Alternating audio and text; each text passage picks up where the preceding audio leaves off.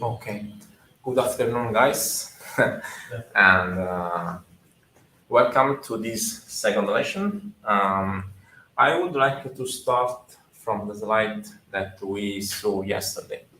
If you remember, we started from these two scenarios where we wanted to test the login use case, and where we discovered or we defined two scenarios, the correct login and the incorrect login. And for both scenarios, we defined two test cases. If you remember, a test case on a GUI is based on flow events that mimic the user interaction with the GUI, and assertion that should be done over the resulting GUI in order to check if the final GUI is the one that is expected or not.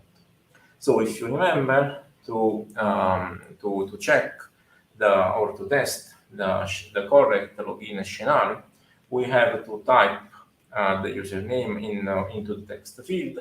We have to type a password. We have to click on the access to your profile button, and we have to check two assertions. On the same way, for testing the scenario of incorrect login, we have different flows. We have basically the same flow of events, with the difference that in this case, for the password, we put in an incorrect password. Then the assertions are different, but the logic that we follow for testing this scenario is the same. Now, once we have designed the test cases, we have to implement it. So we have to develop the test cases. So we need a framework that is able to recognize specific widgets on the GUI, such as text field, password field, and buttons. In the sense that we have to interact with the application at runtime, and we need to write in the text boxes. We have to click on the buttons, and we have to interact, and we have to check. So we need to rate the final user interface, and we need to check if the final user interface has the expected widget or not. As an example, also in this case, we recognize in literature there are two approaches are proposed. Approaches that are based on the widgets, so approaches where we interact with the object of the GUI, or visual GUI-based approach, where the tools or the frameworks uses image recognition and the GUI bitmap recognition for interact with the GUI. Now we have an example. Once that you selected the approach, as an example, if it is widget-based or GUI-based, you have to write, you have to develop your test. Okay? So we have in literature or in the Commerce, there are many scripting frameworks that to support the implementation of both approaches, both for widget-based and for visual GUI-based approaches too. These frameworks also support the automatic execution. As an example, when you launch the test cases, you see the windows that the GUI is opened automatically, and you see an interaction on the GUI. So you can check visually if your GUI is working as expected or not. It is fully automated. There are tools that are also used in industrial application for screen validation, for detect the position of the sites of the GUI, if the images are aligned or not, if the images present the expected color or not, and so on. So you can see here in addition a non-exhaustive comparison list in Wikipedia. I would add some additional frameworks that you do not find here on Wikipedia, but that I use a lot, both for research and both for collaboration with industries. One is HTML unit that allows you to interact with the web applications and with the web applications that are stored or, sorry, not stored, but proposed or presented by mobile applications. As an example, if you see Instagram is both a web application, but it's not a web application that is run on your mobile phone. And this is SQLix, that it is a general purpose, and this tool is visual based. It's open, so you can download it, you can try it, and you can use for your research activities. HTML unit, as I said before, is specific for web testing and cross-browser testing. Okay, so if you want to test if your web application works well on multiple browser or multiple mobile devices, I suggest this tool. Okay, this is an example of test case written in HTML unit for the correct login. I don't want to go in details of line by line, but let's see how, if you remember the design of the test case, how the test case is implemented in HTML unit. Okay. Line 5, I open a web client and I go to HTTP on my URL. Okay. There is an error of syntax. It's on my rule, but it's my URL. Okay. Now I access to the login form here. Okay. So I collect the object of the form. Then I collect the user ID text field, the user password text field, and the submit button. Okay, so at this point, I have in memory the three objects. Okay, let's remember what we want to do with these three objects. On user ID, I want to insert what? My username and password. Okay, text field, that is this one, set value attribute Domenico.Amalfitano. Now, you remember what we did for the after? We want to put a password. Okay, password field, set value attribute 1, 2, 3, 4. Then, after that, I write the values for attribute and for username and password. What I have to do? I have to click on button. Where? Line 20. Okay. The result of the click is stored in an HTML page that I called in this example, as profile page.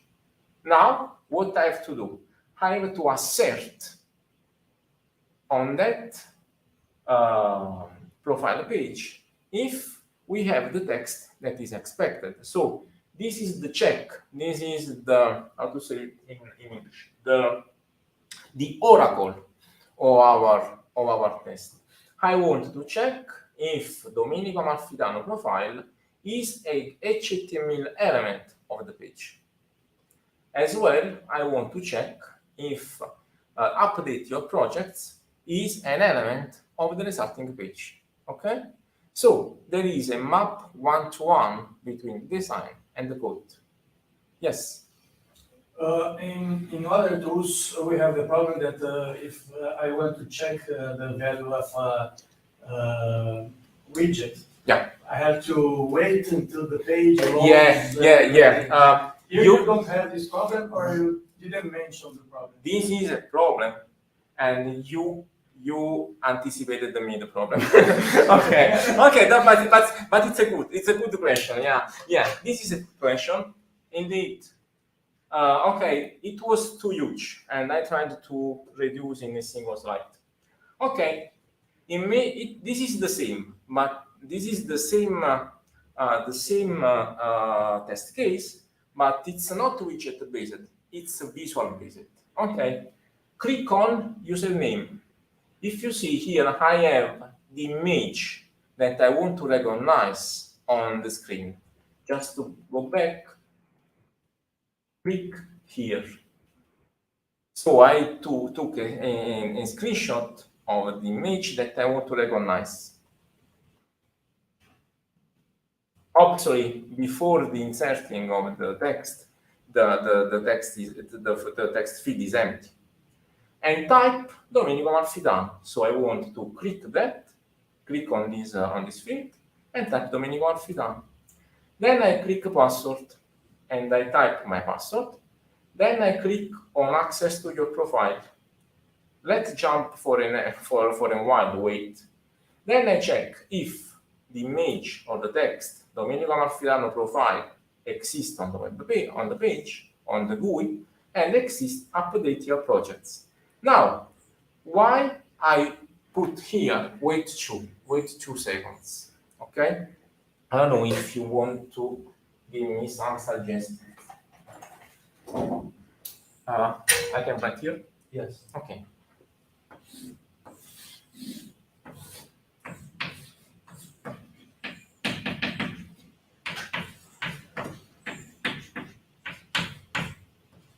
Okay. This is the text field user, this is the text field password, and this is the text field click. Okay? If the login is correct, I want that I have here Domenico. Sorry.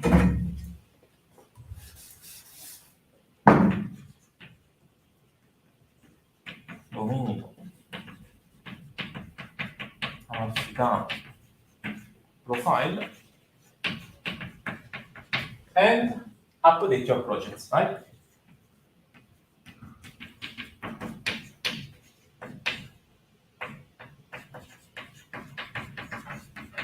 Okay.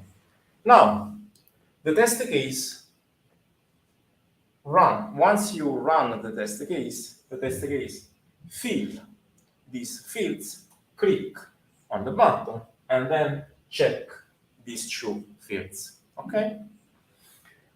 So you have in parallel 2 executions. The execution of the test field and the execution of the application of the GUI, right? Imagine that you need 2 seconds for upload the resulting page. So after 2 seconds, you have the resulting page. As an example, after 1 second, you have only Domenico profile, but you have not updated your projects, right? When you run the test case, the test case check both assertions. This is okay, but the test case does not find update your projects. So the test case failed. And the tool on the framework says, okay, this test case has not passed. Probably you have an error. But in that case, my application has not an error. I put an error in the code of the test case, right? It's okay. Now, the timing, as Professor De Amaro said, is a very important problem, because as a tester, I have to put some condition in order to check when I as a tester, I want to check the assertions. This is why I put the wait. So to be more precise, I don't know if I move here, before the check, before the assertions, I should add some code that says me when the GUI is completed. I want to wait for something. I can wait for time, or I can wait for specific objects. And then after, I can check. After I can check my assertions. In that case, we have an example of flaky test. And I believe that I told you something about flaky tests at the end of this hour. Okay? Now, what is the problem now? I defined the testing scenario and I wrote the test cases manually. Now I want to automate a little bit. So I have no problem of execution, because the frameworks like SQL or the framework like HTML unit or the framework that allows you to implement test cases allows you to execute automatically the test cases, okay? And you see that your application automatically interacts with something. These test cases simulate or emulate the user actions on the GUI. So, but the problem is that now the process is fully manual. If you remember, we defined manually the test cases for each test scenario, and we implemented the test scripts. This is a test script, and this is a test script. Is it possible to automate this approach? One possible solution that you find in literature and the use is the use of capture and replay tools. What is a capture and replay tool? Capture and replay tools are commonly used in functional testing, and they are used to validate the correctness of the GUI-based application. Now, the basic concept that is at the basis of this kind of tools is the idea that the user interact with the application, and at the same time, a framework or a tool captures and stores these actions. After, the same actions can be repeated. So imagine that you use an application in a capture tool. All the actions that you perform on the GUI are captured and are stored. Then you can re-execute the same sequences of events in other testing processes, as an example in regression testing or in portability testing, because you have the test scripts. The test scripts can be automatically defined only by using the user interface. I don't know if it's clear. Once that you save the test scripts, you can also modify the test scripts. But there are some advantages on using capture replay. So in this kind of tools, the test cases are created automatically only by using the GUI. So you also people that do not have skill in programming or that do not know anything in software testing can use this tool, because they have only to interact with the GUI, because the framework collects for you the traces and transform these traces in test cases, in test scripts. Okay? And the test cases that are recorded can be repeated multiple times, all the times that you want. And usually, the test scripts are used in regression testing and in portability testing. So, some problem. This tool does not support the automatic generation test cases. Humans have to interact with the application to save and store the test cases. In some cases, the test scripts that are recorded are inefficient and they require manual intervention in order to, they should be modified in order to work in a different context or to work in a different, in a regression testing. What is the problem? Because in regression testing or in portability testing, if you have a little change in the GUI, the test case fail. Because as in this example, if I change the GUI, the test case does not work anymore. Okay, this is an example of Selenium. Selenium is a capture replay script tool that is used in web.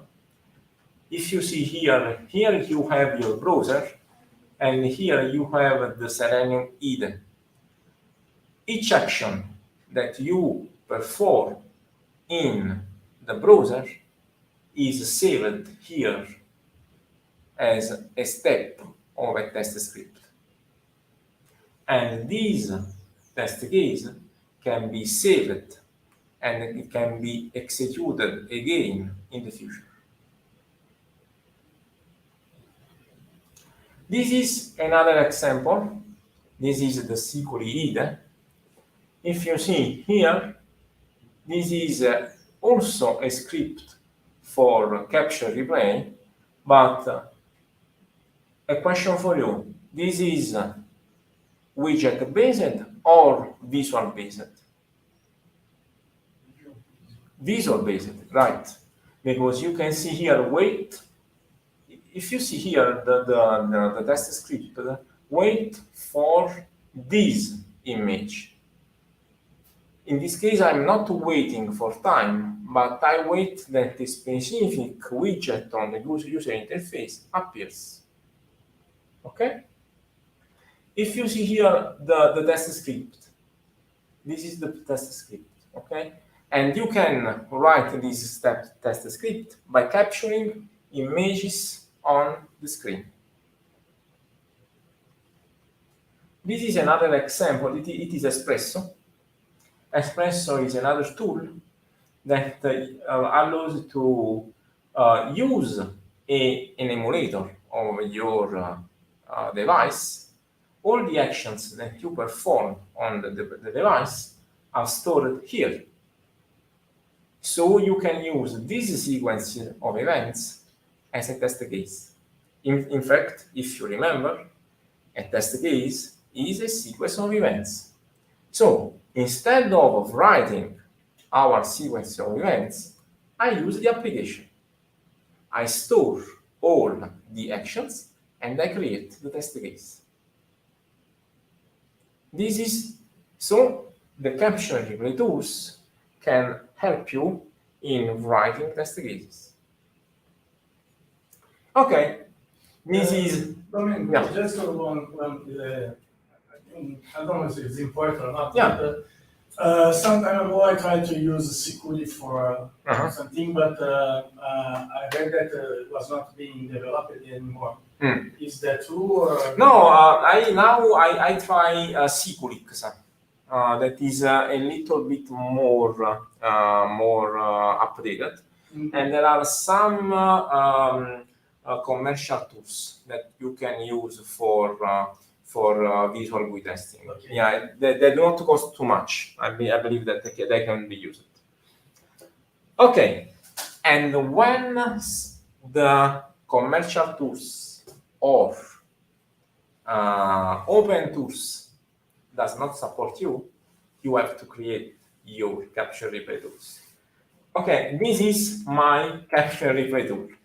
I developed my capture replay tools for Android. I was able to capture. I present more in details this when I present the research activity on combination of artificial intelligence and GUI testing. This is a reverse engineering of what happened on your phone when you do something. These are the events that are sent to the operating system when you perform an action or your user interface. As an example, this is a press and this is a release. It is a tap. Do you know what is a tap? Tap is a click. A click is a combination of press and release, because when you tap, you press and release. And because I did this, I collected these events, and these events are translated as sequences or low-level events. This is a long tap. If you see, the press is different. This is a scroll. Do you know what is a scroll? Okay, yeah. What is a scroll? Press, move, and release. Indeed, when you scroll, you press, move, and release. Okay? And when you want to re-execute, you have to translate. So I recorded, I translated, and I was able to re-execute again what I collected on the user interface. Because in that project, I was not Selenium, was not or Espresso, was not able to support my testing activity. Okay? I want only to, I have time. I want only to show you an example. When capture replay does not work. Okay, I have my application. Okay, I have button 1 and button 2. Okay, my test case is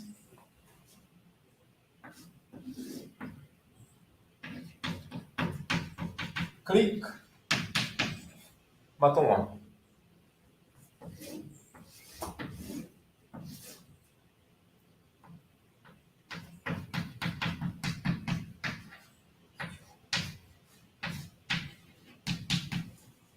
When I click on button 1, I have this user interface.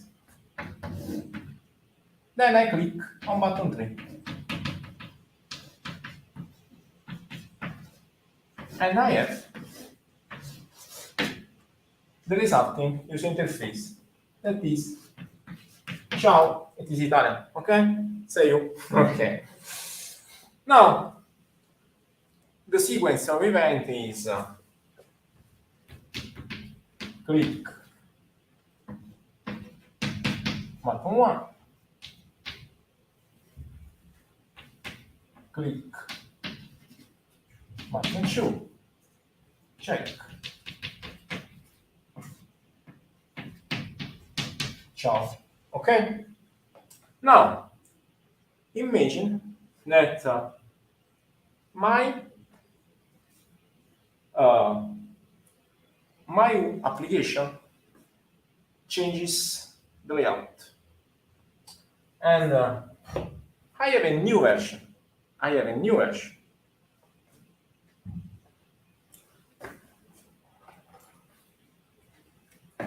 And in new version, I have no more button 1 and button 2, but I have button A, button B. If I try to execute this test case, my test case tries to find button 1 on the user interface. But do you see button 1 here in the new version? No. So the test case, it absent in always during mentions. Okay. Here, the test case fails. So, as a tester, I have to maintain the test cases. In this case, I have an erroneous result because test case is okay. You have an error in a web page, or you have an error in the GUI, but no, I have no errors. The test case is a legacy with respect to the new version of the GUI. Okay, I want to finish this lesson and to start with the new argument with the process. This is the process that usually industries or researchers, it is an abstraction of the process that is followed when you use or when we use capture replay tools. So, if you see the capture replay tool here, I designed or I represented the capture replay tool as a box, and it is important, guys. The box or the capture replay tool wraps the software under test, and the tester interact with the capture replay tools. In general, the tester interacts with the software under test through the capture replay tool. It uses the capture replay tool for interacting with the software under test. The capture replay tool stores the test scripts, okay? But how the tester interacts with the software under test? The tester is driven by the scenarios. So the tester reads the scenarios and interacts with the GUI, and the capture replay tool stores the capture test scripts according to the scenarios. When you want to re-execute the test scripts, the capture replay tools loads the test scripts and replay them on the system under test. But as I said before, in general, you need another actor in this process.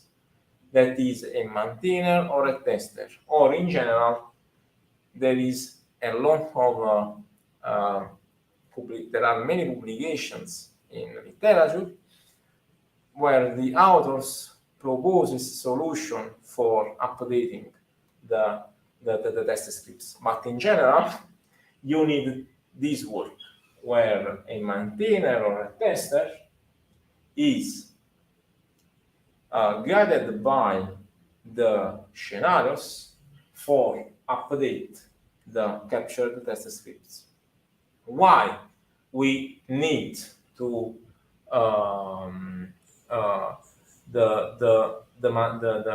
that the tester maintain the test scripts?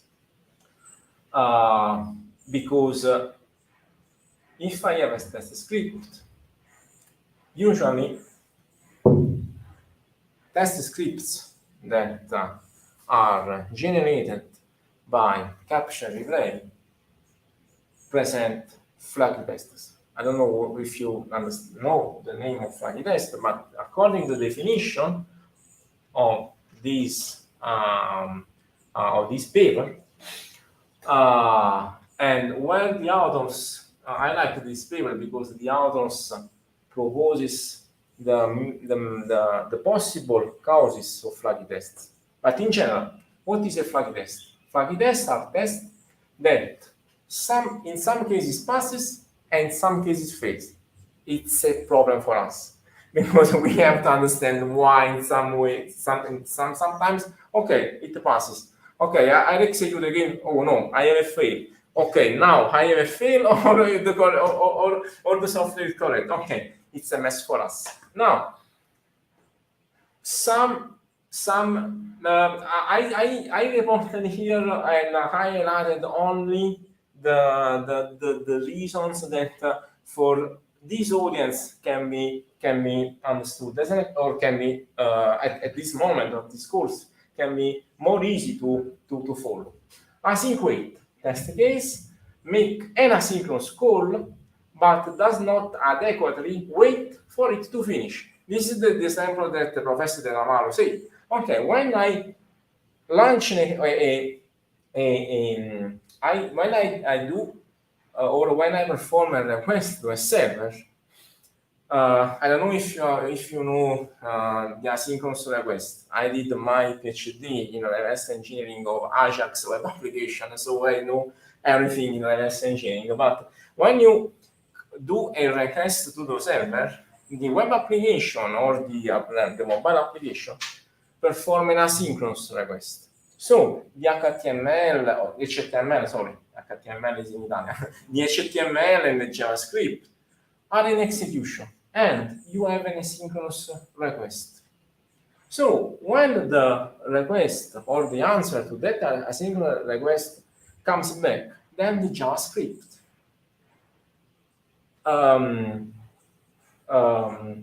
consider that or analyze the answer and update the page. So if you are testing this kind of application and you don't wait for the answer, you may have a test case that in some cases passes when you have a very quick response from the server. As an example, if you have the server on the same machine of the client, imagine that you have an Apache Tomcat, you have an Internet Information Server on your machine. Okay, the server and the client are on the same machine, so you have no time to wait. But if your server is remote, or if you are in production, you need time for having the request. And it is the problem of the network. Test case depends on the availability of the network. As an example, I need the availability of a database. If I do a request and the database is offline, I have no results, so I have nothing to check. Okay. This is another problem. As an example, results leak. When the test case does not release some resource, such as the database connection, you may have problems in other test cases. As an example, imagine that you have a test case that tries to a test case that connects to a database. Okay, and if in this database you do not close the connection, you may have problems in the other test cases that try to connect to the database, but in the database there are other connections that are open. Okay, and if you have some security policies where I do not accept more than 10 connections, the 11th or the 12th test cases may fail because these test cases cannot access to the database. Okay, so these are some problems that we may have with the flaky text, and in general, capture and replay test cases that are produced by test scripts that are produced through capture and replay tools may suffer of flaky tests. Okay, other typical modifications are in regression testing. This is a classical example of regression testing where I have a new version application. Okay. Now, if I want to maintain this test case as a tester, what I have to do? I want that this test case now works on this version. What I have to do? Refactoring. Sorry? Refactoring. Yeah, but how I can change this test case in order to work on the new version of the application? Remember that in the first version I will click button 1. Now I have no more click button 1, but I have button A. You recreate the test case. Okay, or I execute again, or I manually change button 1 in button A. That is refactoring. Okay, I can change some variables in the test case. Okay. Yeah, in fact, I said that we recreate the test case because I don't know. It's maybe my personal impression that is easier to recreate than to maintain the test cases. Yeah. The code generated by the tool is not always easy to understand. Yeah. But now we can open another problem, because if I am in regression testing, I have to understand which are the test cases that we have to change. Because if I have 100 of test cases and if I change something in the GUI or in general in the code, I have an impact not on not all the test cases, but only to a small percentage of the test cases. Yeah. Okay. This is the end of my first block of slides. I don't know if you have questions or I want to say something to the people that are at home. As Delamaro said, in these days I'm here, so you can contact me at domenico.amalfitano@unina.it or Amalfitano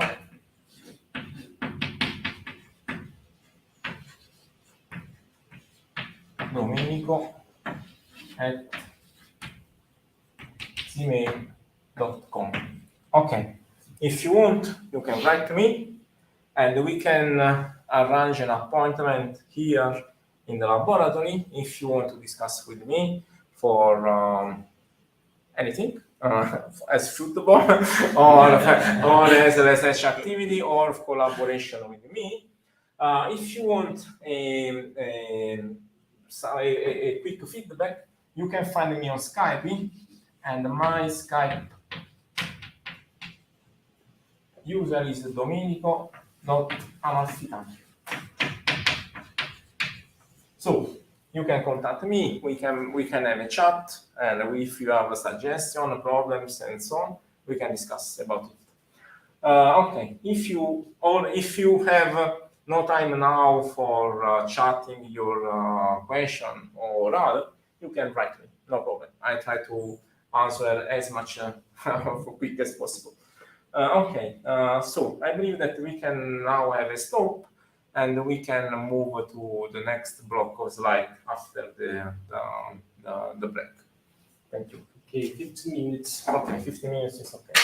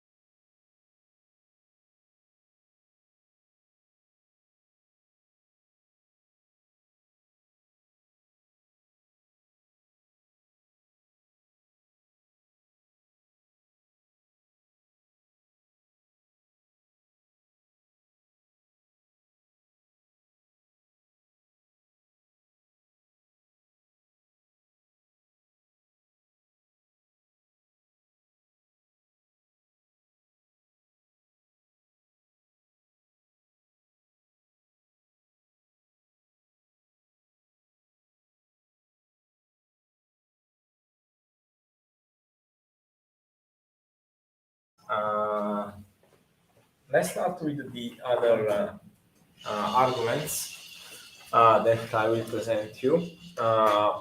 Maybe in this hour, I will talk to you about model-based testing and another topic that is mainly my research activity is on the refers to the online GUI-based testing. Okay, as we saw until now, we observed that test cases are made by sequence of events. Then testers have to write through scripting based and capture and replay tools these sequences of events, like click on buttons, selection, and so on. So, if you imagine if you think about this, a test case is actually a sequence of events that mimic the interaction or the actions that the final user perform on the GUI. Now, we observed that both scripting-based and caption replay approach are manual. So, I want to understand if there is a way to automate these tasks. Okay, in literature there are mainly three approaches that goes under the umbrella of a model-based testing technique that are, the acronym is MBT, online GUI testing techniques that are also known as active learning techniques, and random testing. In this block of slides, or in these slides, I will present you details or information about model-based and online. And the other block of slides, that is slide 3, that I will show you, regards random testing. Okay, what is model-based testing? Model-based testing is a testing technique aimed at the automatic generation of test cases. Now, if we remember what we did in the last slides, when I want to test, I have to manually define the test case, design the test cases, and I have to manually implement test cases. I want to overcome one of the two tasks. I want to generate automatically the test cases. Okay, and what we need? We need the model of the application under test in order to generate test cases. Why we need the model? Because we cannot test anything without understanding or without the knowledge of what the application does. If I don't know what the application does, I cannot test it. Okay. So, okay, if you consider a model-based approach, well, you have the model that specifies the requirement of the application. In a process, you have many benefits. You have shorter schedules, because if I have a model, I can discuss with my colleagues about the idea that I have. I can generate automatically the code or the test from the models, and in some cases and in some contexts, it is mandatory that you generate the models according to specific standards that, as an example, automotive industries and avionic industries should adhere with these standards. And in these standards, it's mandatory that you produce models. So, if you have models, as an example, you can have a better quality of the code. You can, if you consider the models, you can have early detection of some errors in your code or in your development, and you can overcome ambiguities in the specification. So the models may have a lot of benefits in the process of development process, but in this case, from my point of view, the model can be used for generating tests and for supporting the testing activities. Okay. Now, if we consider a model-based testing approach, we need three key elements. We need the model describe, or the models that describe the software behavior and architecture. Then I need a test generation algorithm that, or a testing criteria that produces or generates test cases starting from the model. And at point 3, I need tools providing this infrastructure, because if I have the models, I have the test cases, but I cannot execute that test cases, or my approach is not applicable. Okay, so from a practical point of view, I can present all my ideas, I can present all my methodologies, I can present all my theorems, but if I do not have the way for applying my ideas or my techniques does not work. Okay, and okay, I need tools providing this kind of infrastructures. Okay, this is how a model-based testing process works. Okay, we start from the requirements. Then I build the model. At the moment, this step is manual. Okay, I build the models, so I have models of the systems. Now, starting from the models, I can propose some test generation criteria that has in input the system models and generate a test suite. Do you know what is a test suite? A test suite is a collection of test cases, a container of test cases. One test case is a test case, two test cases are a test suite, three test cases are a test suite, 100 of test cases are a test suite. So I have a collection of test suites.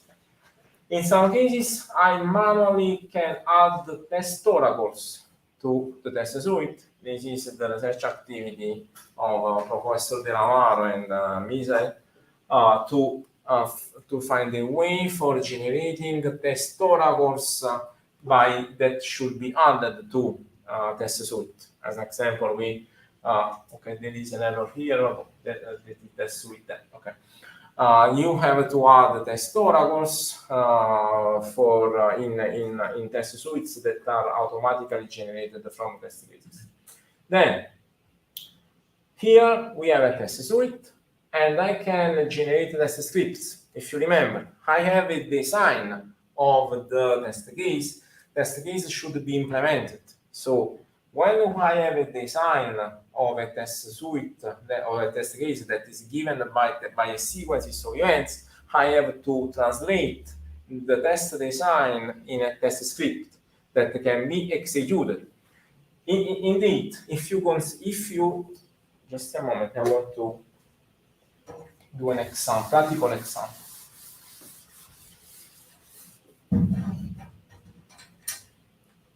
If I have click on OK button, or I have typed Domenico in text box, okay, and check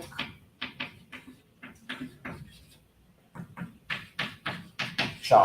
Okay, I believe that now we know what we are saying, okay? This is a test case design where I type Domenico in a text box, I click in an OK button, and I check chow, the string. But now this test design should be implemented in a test script, and test script is platform specific because this test case could be translated in web, in mobile, or image that you have your embedded device in your car, or on your motorcycle, or in your helicopter. I don't know. You have to translate the same test design into the embedded system.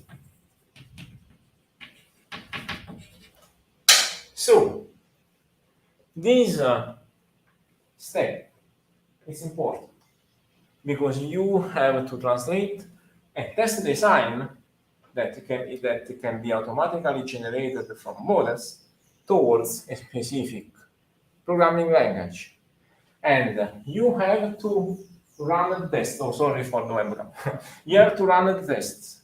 You have to run the test because if you remember, you can run the test in different environments, in a virtual environment or on real devices. Okay? So this is in general a model-based testing process. But what is a model? I will be very quick. But a model is a mental representation of a system. It is, sorry, yes. Can you, when we go from test suite to test scripts, is this process automatically or manual? It depends. In the sense, usually here it depends. If you have at the beginning, if you know at the beginning the know of what is the software under test, this step should be automated. So I generate the test cases and I translate the test cases toward an executable test case. It should be automated. It should be automated. But if it's automated, I mean, I could generate the system from the model, so I don't need to. I mean, I created the system from the model. I don't need the test case from the model. Okay, it's in many cases, the level of abstractions of the model and is different from the application that I want to test. Yeah. Am I right or? Yeah, you are right, more or less. In the sense, I have some experience in some companies where they apply a model-based approach. Okay, I start from the requirements. Then I have two teams. One team that generate models that are specific for development. That are other teams that implements models that are specific for testing. Then you have two flows that are model-based. Two flows model-based. In the first flow, I generate the models and I generate the code from that models. On the other end, or on the other part, I have the tester that generate the code from the specification, and from the code and from the model, I generate test cases. At the end, the two flows goes in a union on the same point where the test cases are used for test the code that is automatically generated. There are 2 points of view, because if you use the same model for generating the code and generating the test, you are not testing the model. You are testing how good is the automatic transformation from the model. I don't know if it's clear. That's my point. Yeah. In general, I had some experience with two companies here that one that is automotive and another one is aircraft, in the aircraft, and they are model based, and they at a given stage of the process, they fork the process, and I have model based designer and model based tester. Thank you. Yes. Okay. So if I go to the models have to encapsulate the system behavior and the structure. And as Professor Della Mano said, I can have a different level of abstractions. Okay, the models typically have properties that make the test generation without effort, and they can be and the test cases can be generated automatically. If you see in literature, there are many formal modeling language. You can find decision tables, finite state machine, grammars, Markov chain, and UML diagrams, such as state chart, activity, use case, classes, object, and sequence diagram. I believe that you know this is in your background, so I can go on. Okay. Which are the aspects of a GUI that we have to represent?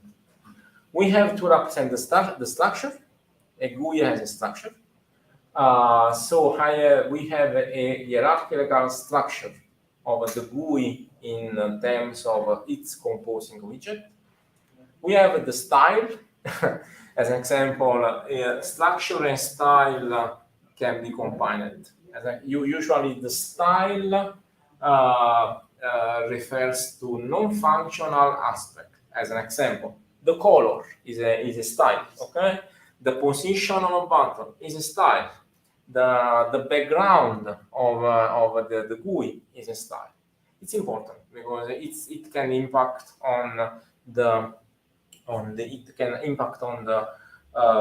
usability of the application. As an example,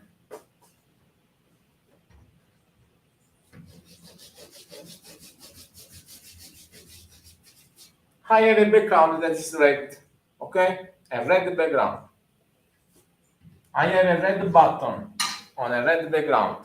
Is it usable, this application? No, the style is important too. Okay, if I want to test it. Okay, I'm testing if my application has not the same background or the widget of my application has the same background. Okay, the behavior. Okay, the behavior is important because I want to check if the interaction that the user has with the widget works as expected or not. Okay, I believe that you know this pattern. This is the composite pattern. So the structure of a GUI actually is adhered to composite design pattern. We have an abstract class that can be a leaf or a composite. A composite contains children, one or more children, that can be leaf and composite. Okay. So if you remember, or if you know how a HTML page works, you have the main component that is the body. Inside the body, you have other leaf, or you have other components that can contains other components. As an example, if I have a GUI in desktop, if I have a GUI on a desktop, and I click with the right button of the mouse, okay? I have a dialog, right? When I have paste, copy. Okay, so the dialog is a composite because it is a widget having other widget inside, right? Okay, this is the pattern. Let's see how the pattern works. As an example, if you remember this example, the login page to LabS, I have a document that is composed It contains a leaf that is the header here, login page of a base. Then I have a form. Inside of this form, I have 5 leaves. Username, that is a text field. This one, that is text box. Okay. User label, that is a leaf. This one is this one. Maybe as I'm too fast. Okay. This is the body, that is the document. Okay. It contains an header. This one. It contains a form. You cannot see visually the form, but it is a form. Okay? This is a form that contains a label, this one, a text box, this one, another label, this one, another text box that is password text box, this one, and a button. Okay? So it is a hierarchy. It is a hierarchy.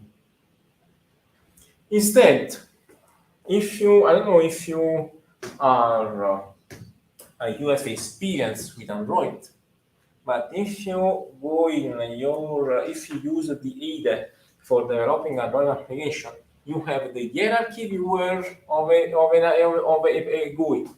So in Android, you click on your application in IDE, and you have a button where you can, and the button says show hierarchy viewer. So you can see the hierarchy of all the objects of the GUI of an Android application.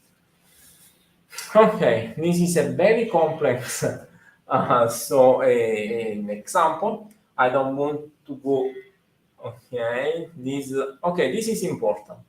Each widget has some parameters. As an example, for a button, which are the parameters? The position on the screen, okay? The text on the button, it is a parameter, right? I may have the length of the button, the background of the button, the handler and the listener of the buttons. So the widget has its own parameters. We observed yesterday. It was yesterday. Okay. We can programmatically add the behavior to a widget by using listener and handler. If you remember, I want to repeat. A listener watches for an event to be fired. So if we add a listener to an object, we are asking to that object to watch for a given event. If I add a on click to a button, I'm waiting. I'm saying to that button, okay, pay attention to the click, because once a click is triggered on you, you have to execute the handler. The object, the widget, having a listener, is responsible to execute the handler when an event is triggered on it, according to the listener. Many program languages use their event model. As an example, in Java, Java uses the delegation event. In JavaScript, they use the different event model. As an example, in JavaScript for web is different from JavaScript for Red Node. Okay, this is an example of text of event handler in Java. Okay, if you see, this is the event handler. This is the action performed. That is the event listener. This is the event handler. Okay. If you see here in button, we add the action listener. That is this one. So when I click on show, I see hello world here. Okay. Now, this is an example where I have this HTML page with this button. Okay. When I click here, I see here the date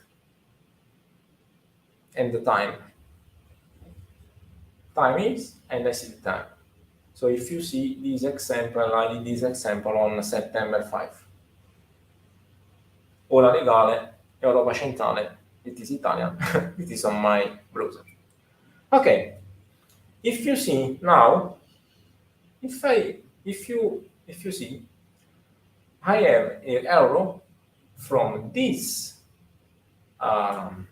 this button to this guy, to this GUI, and I wrote here click.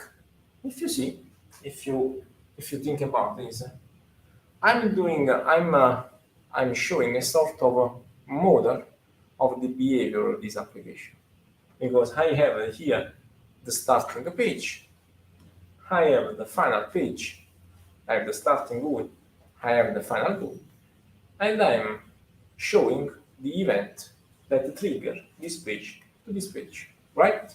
Okay. Okay, now the problem is how to model the behavior of a GUI, because in the first slide we understood how to model the structure of a GUI in terms of the hierarchy view and in terms of the parameters that belong to each widget, right?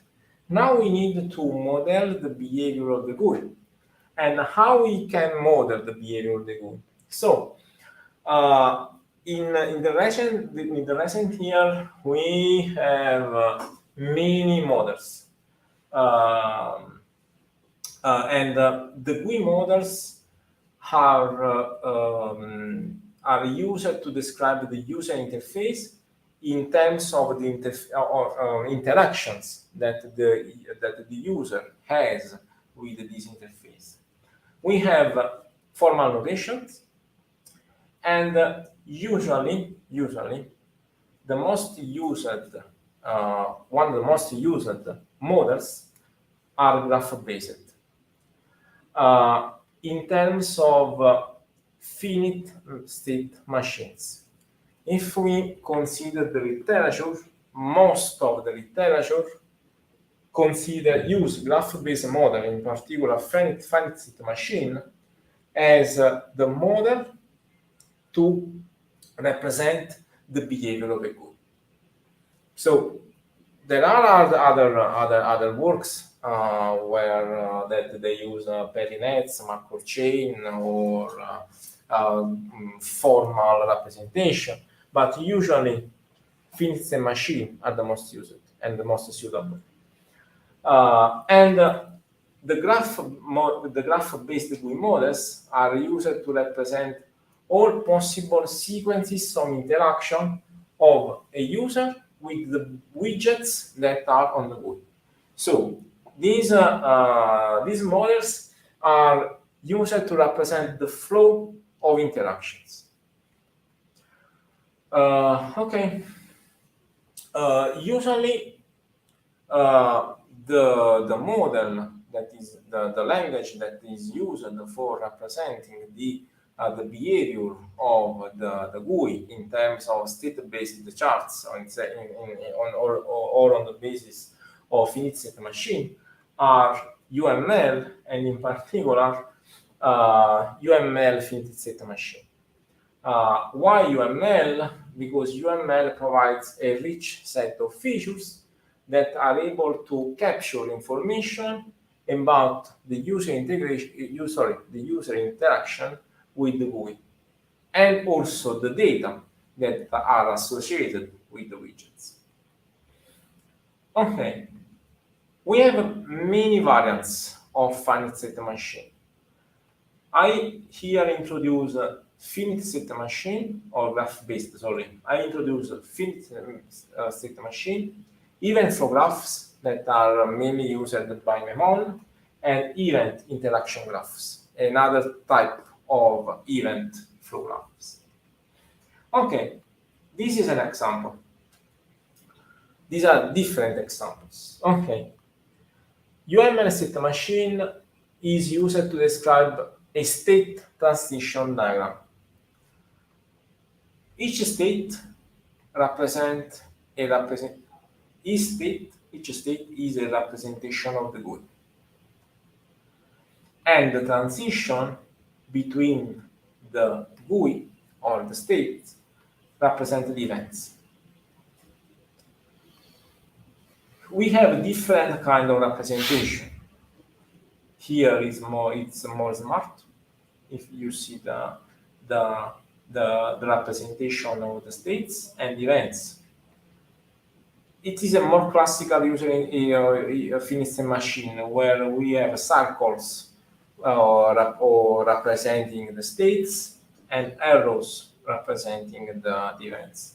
This is another example where the states are substituted by screenshots of the state. Okay, this is the starting web page. Sorry, this is the starting GUI. It is a desktop application. If I click here, I want to reach this GUI. If I click here, I want to reach this GUI.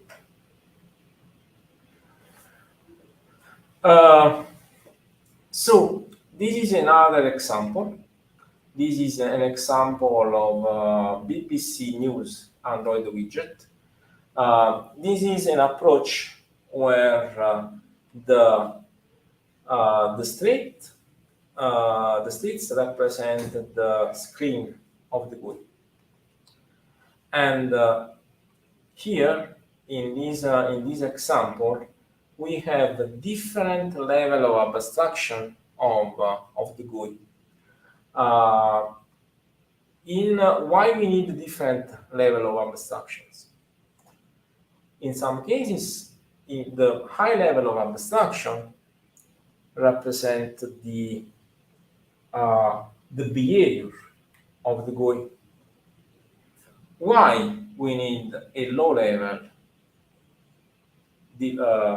UML Finite machine? Because this low level is used for generating test cases. Let's do an example to clarify this.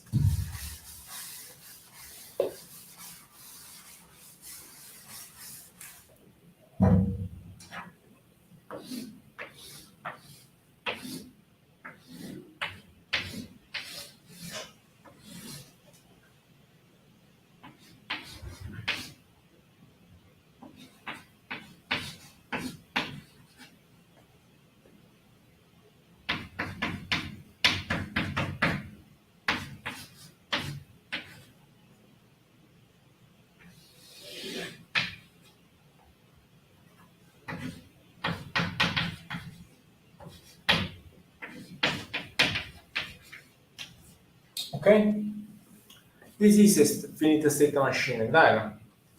I have this interface. When I click on A, I have this interface. When I click on C, I come back to the previous interface, right? Okay, now,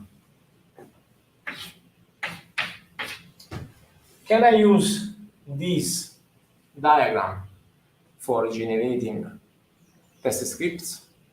No, because I do not have information on how to recognize I. I have not information for understanding how to click on C.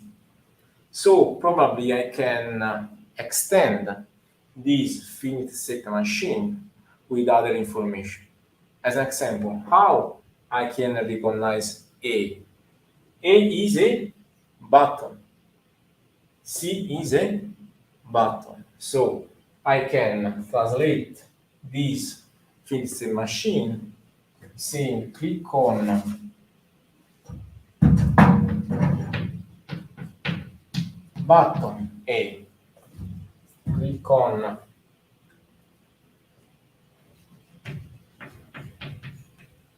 button C. If the framework that I have is able to click on button A or button C, okay, this information is sufficient. But if I need more information, I can add additional information like button A, in which position is button A, we can add this information. Or I can say, I can write here what is the text that is present in the button in order to aid the framework for executing the test scripts. So this is why we can define different level of abstraction. We have a first level where many details are hidden. I did not report too much implementation details. After, I can translate this finite set machine in a specific finite set machine that can be used for generating test scripts. I don't know if it's clear, this passage.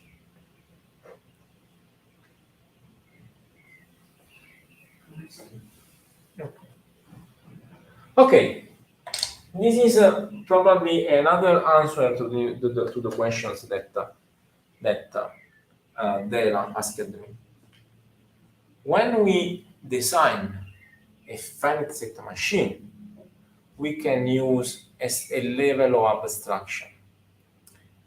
As a tester, I can introduce in the finite set machine some information that are needed only to a tester, but that are not needed to the developer. So imagine that, that we have the process. I implemented the finite set machine with my main goal to produce the software. So I had in that finite set machine details that are not needed to the tester, as an example. Because if I want to test only some aspect of the GUI, I can introduce into the finite set machine or into the model only this kind of information. And when we try to abstract a model, and this is what my tool, my robot did in autonomously, is to abstract some information. When I represent a GUI, I can do a mental work. I can report or I can consider only some information that for the modeler, for the tester, are important. Okay? For instance, in the abstraction is not important in some kind of abstraction. As an example, guys, if I want to test only the structure of a GUI, I need to consider the color? No, because the color refers to the style.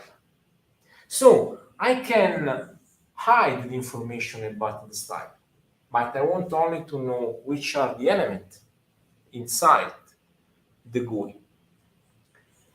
If I want to analyze or if I want to consider only the behavior of the GUI, only the behavior.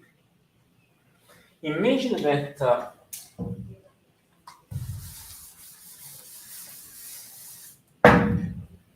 I have a GUI with text,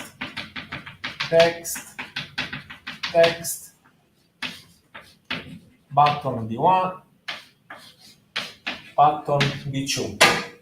Okay? I have an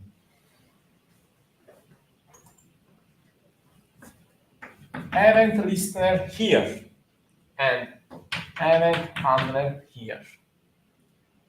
I have text, text here. Now, in that page, which is the widget that provides behavior? B1. Only B1, B2, B1, or only B1? B1, only B1. Only B1, right. Why? Because only on B1 I have an event handler. Because if I click on B2, it's a fake button. Because if I click on B2, I do not have behavior. So, in my mental abstraction, this GUI is represented only by B1. This is important because as a tester, in order to automate my process, I would like to manage less data as possible. I don't want to represent information that is not needed for my testing process, right? And this is important. I can have different level of abstractions, and the abstraction depends on the goal of my process.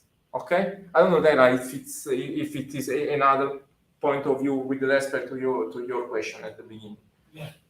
Okay. Okay. Another model is the event flow graph. Remember what is the fixed machine? In a fixed machine, each state is an abstraction of the GUI.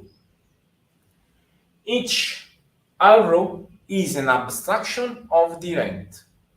I can have refinements of the same model by adding information in order to help the automatic generation of test scripts.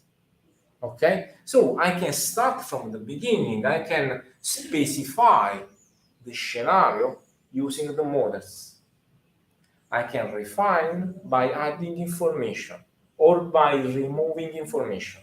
At the end, I need a model having only the information that I can use for generating test scripts.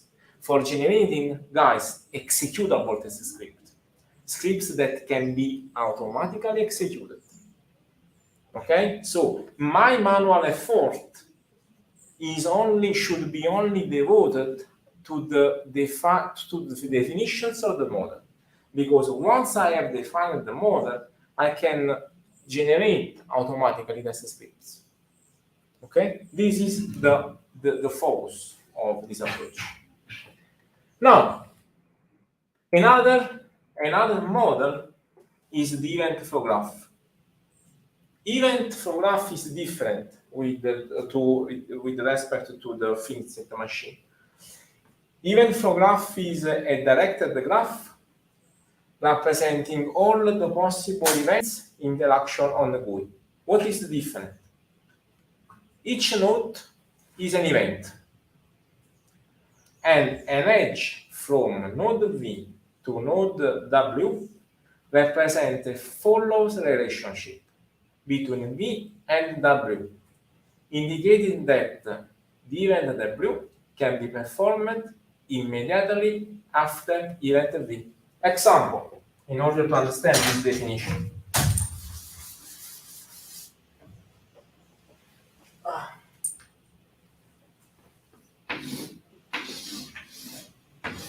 Let's consider Word. Probably, I don't remember. In Word, I have a file, right? Or then I have another, I don't remember. Edit? Okay. Edit. Okay. Now, I can click on File, right? Okay.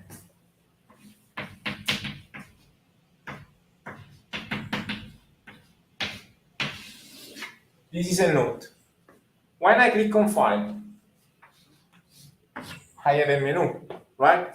That is Open, Save, Save As, right? Okay. After that I click on File, I can click on open.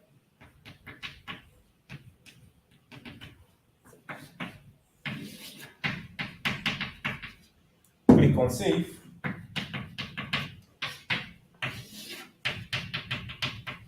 Click on save as. This is the event flow graph. In the nodes, you have only the events. You can have an arrow only, and if only, you can perform this event only after the execution of the previous event. Indeed, you cannot click on open if you do not click on open before, right? It's clear this example? No? Yeah. No, tell me. Let me use the shortcut. Okay, in the good question. Shortcut is an event on the click port. Okay. Yeah. If we consider only the events that you can perform on the GUI, this is the event flow graph. Okay, we are considering only the events that you perform on the GUI. Okay. If I want to model the shortness, I can use another model. So if we build a model, the error that typically we do is to consider everything in the same model. In that case, the model can explode. And I can answer to your question by using the previous slide. I'm doing an abstraction now. I'm considering only the events that I can perform on a GUI. If I do another abstraction, and your question is a perfect question, I can use another abstraction. I can want to consider the model or the GUI interaction that I can perform by using keyboard shortcut. Yeah. Okay? Okay. But I like when you interact with me. It's okay. Okay, this is an example that if you see, it's always possible to transform a GUI tree in an event flow graph. I did it in my research in order to use some tools that automatically generate test cases from event flow graph. Since my tool automatically generated GUI tree, I was able to transform a GUI tree into an event flow graph. Okay, as an example, this is the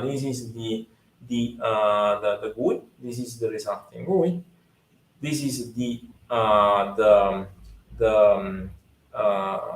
GUI tree that is a finite set machine. Okay, this is the finite set machine, and you can transform this finite set machine into the flow graph. You can see here all the events that can be triggered in this, and all of the events that you can trigger on this. And in some cases, you have the transition between the two event flow graph. So you have an event flow graph for a GUI and event flow graph for another GUI. This is the same representation on this one. There are two different kind of abstraction. One is more referred to the events, and one is more referred to the states of the GUI. Okay. In your last comment, you said that the event flow graph is analogous to a control flow graph. Yeah. Yes. Sorry. The control flow graph has entry nodes. Mm-hmm. Is there the same in the event flow? Yes. Usually in the event flow graph here, you have the starting node. As an example here, the starting node for this dialog is the click on file. Okay. It's the same. Yeah. Sorry, I forgot. Yeah. In Info4G, info graph is a control graph. It's the control graph of your code, where you have where you can execute a line of code only, and if only you have executed the lines of code that are previous to the considered line of code. Okay. Okay, this is not done by me, but Brian Guyen, and I know this guy. I spend much time with him in Maryland. Now Bao is in Apple. He's a good tester. And this is the event flow graph for JabRef. That is a tool. I don't know if you know JabRef. And this event flow graph has been automatically generated by the Reaper implemented by Bao. That is different by my Reaper that is specific for Android. But you can see this constellation of event flow graph. Yeah, I don't know how much it is usable, but it's very nice to see. But yeah, it is. Yeah, but if you go inside of each of them, you can. Oh, sorry. You can see the different parts of the tool, the different buttons of the different menus that JabRef makes you available. Okay, now how to generate text from a model. Okay, there are many possibilities.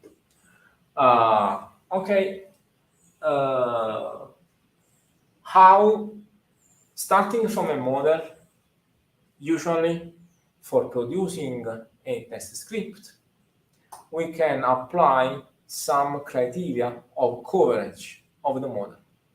Usually, I use the most refined model for generating test script. And usually we have coverage of states and edges if you consider the finite state machine. We can have a path coverage. It's similar to control flow graph. I can cover a path in the finite state machine. Usually, a path in a finite state machine corresponds to a scenario. So if I consider a path in a finite state machine, I'm covering a scenario into the into my requirement. Okay. So if I consider in an event flow graph, I can cover the events. I can cover couples or tuples of events. Okay, I can use the random coverage. We will talk about random coverage when I present my lesson on random testing. But guys, random is very strong because in random, I can consider sequences of events that the tester does not consider. And usually, if you use the application like a monkey, this is why we talk about monkey test, I can find, and this is my experience, I found more crashes or failures with the random with respect to a systematic representation or systematic navigation of the application. Which are the issues? In some cases, if I try to cover, I can have an explosion of the test cases. And imagine that we have a complex model and I try to cover all the edges or to cover all the transition or to cover, imagine in this case, okay, I want to apply the edge coverages. I don't know how many test cases I can generate.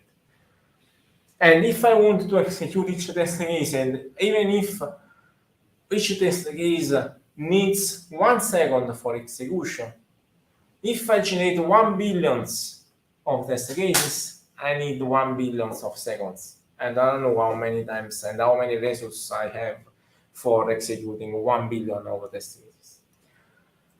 Okay, some test cases can be infeasible. Do you know what is infeasible? It is a test case that can be executed, a test case that has no sense. As an example, I cannot click open if before I did not click on file.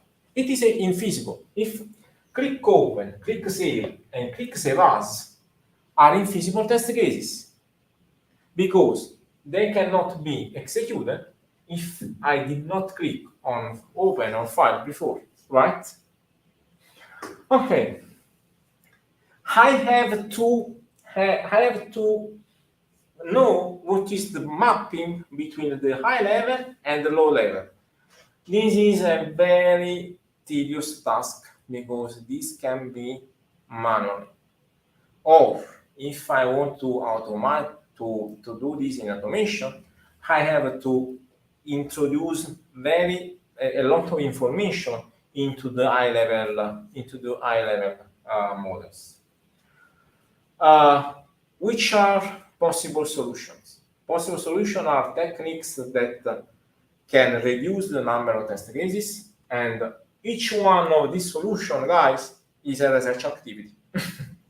On each one of these solutions, you can provide a systematic mapping or systematic literature review if I want to know which are the techniques that are used for reducing test cases.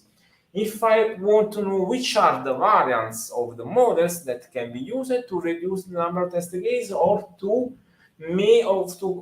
understand at the beginning or a priori, I don't know if it's in Brazilian it's the same, a priori, which are the test cases that are infeasible. Each one of these points is a research activity on which we can collaborate too. Okay, this is an example.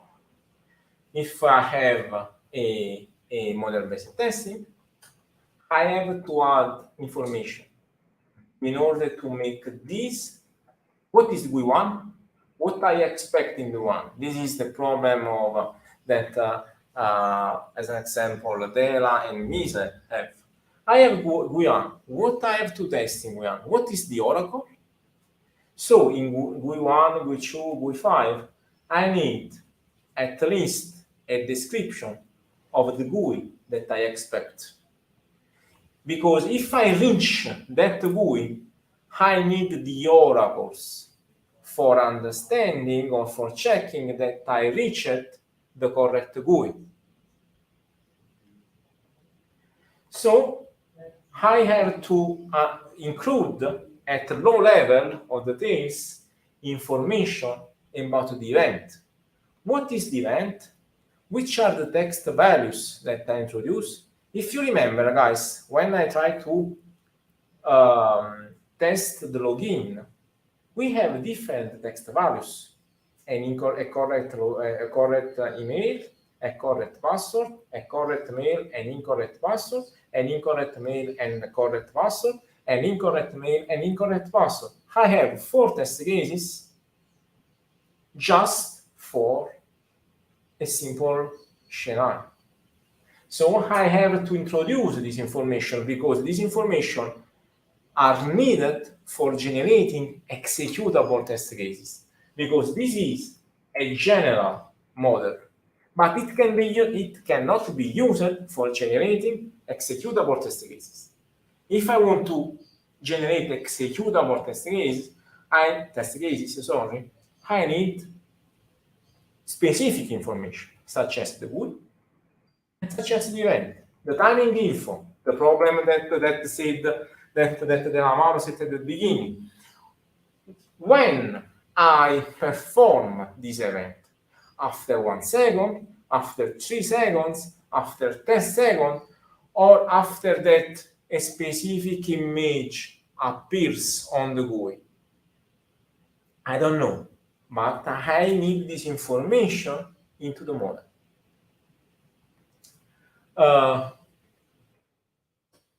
I want to skip this. I leave this information in the slides.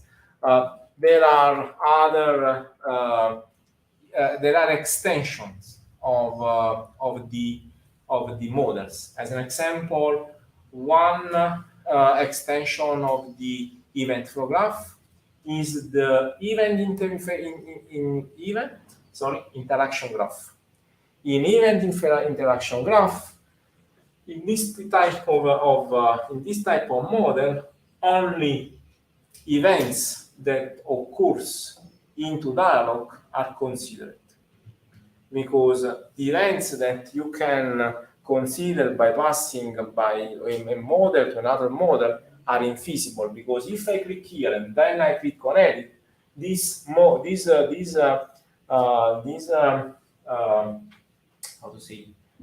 dialog disappear. So you cannot click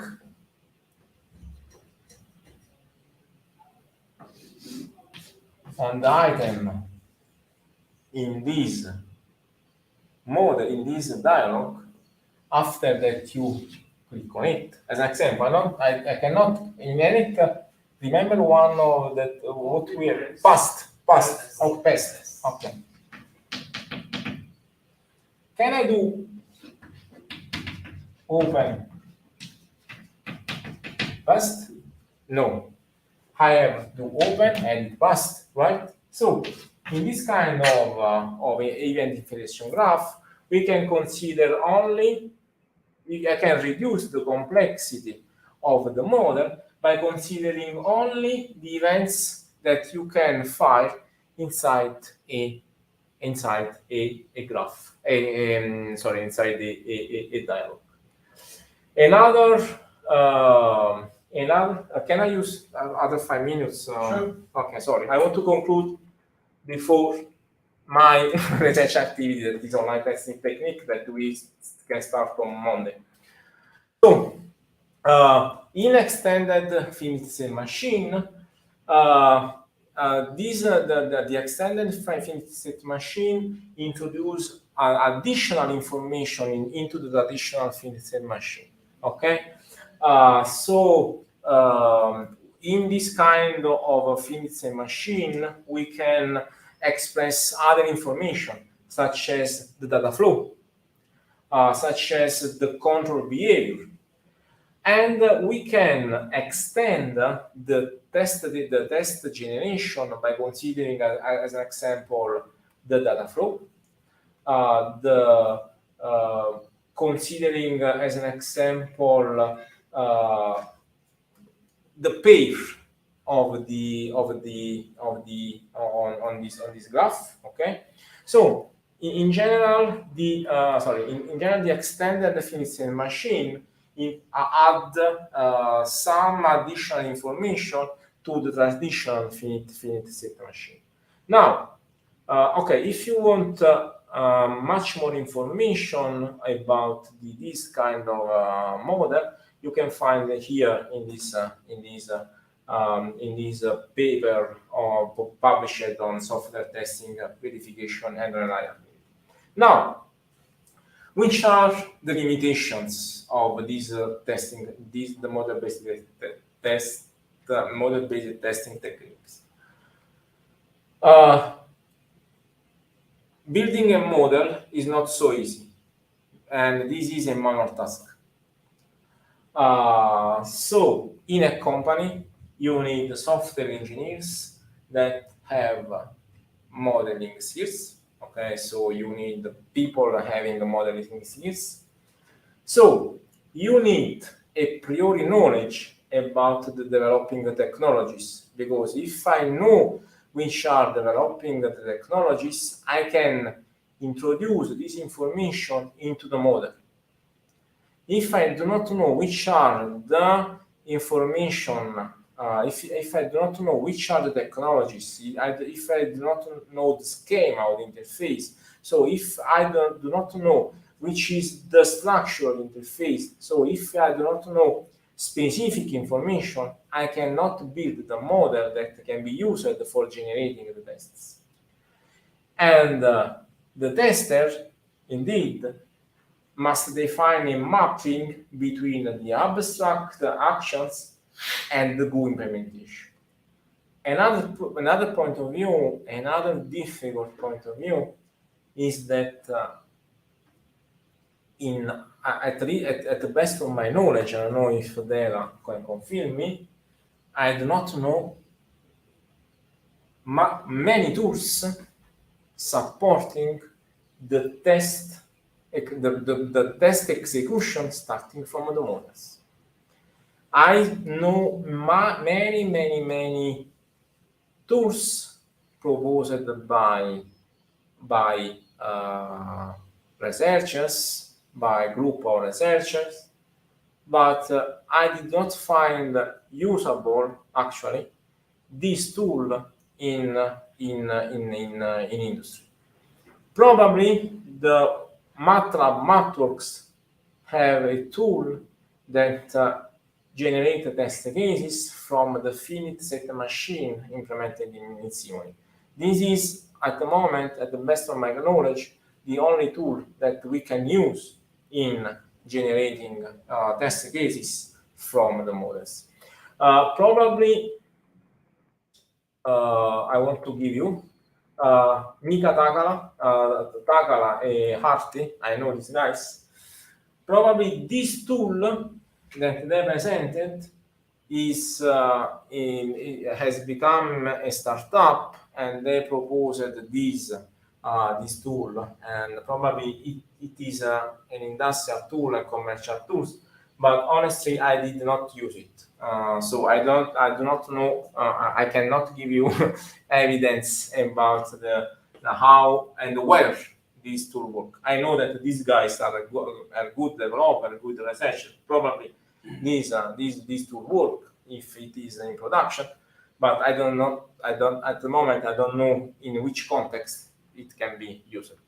So on Monday we can continue, and we talk about the online test techniques, where the model is automatically generated starting from the application. We have a robot that explores the application, like if you have a robot that crawls the space in order to understand what is the map of this campus, but I will give you some examples on Monday. And using this approach, we can build the model by reverse engineering. We can reverse the application and test the application at the same time. But this is what we will do, what I will present you on Monday. Okay? Thank you so much, guys. I hope that this presentation was interesting for you, and have a nice weekend, and see you on Monday. See. Thank you. Domenico, we have two questions, and one question is Mortis? Is Delamaro, and the other question, Alex Frederico.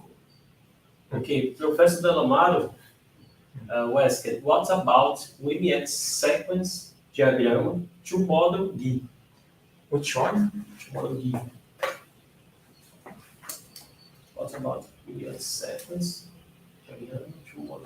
Okay, yes. You have in some cases UML sequence diagram are used. There is a part of the methodology. I have not yet done. Okay. Usually, sequence diagram are used. In particular, I know some studies that use TTCN3. I don't know if you know this. It is a UML profile that adds to the sequence diagram the assertions that you want to check on the GUI, or in general, in TTCN3, you have the assertion on the sequence diagram.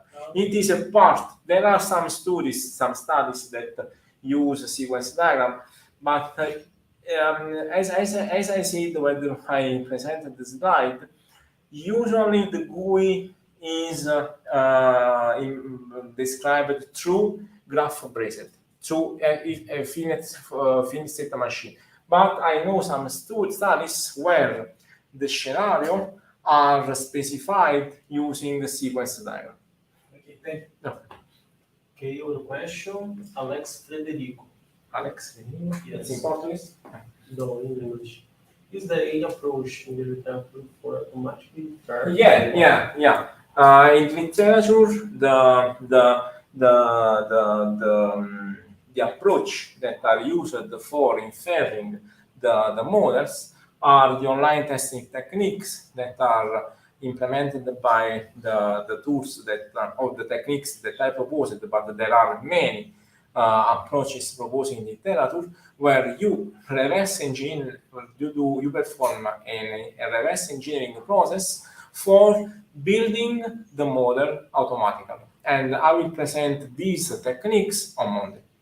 But we have this kind of techniques. Okay. I don't know if I answered to its question. No question. No. I don't know if it's clear for It's okay. It's okay. Alex. Alex Frederico. Okay, I know Alex if it's okay for you.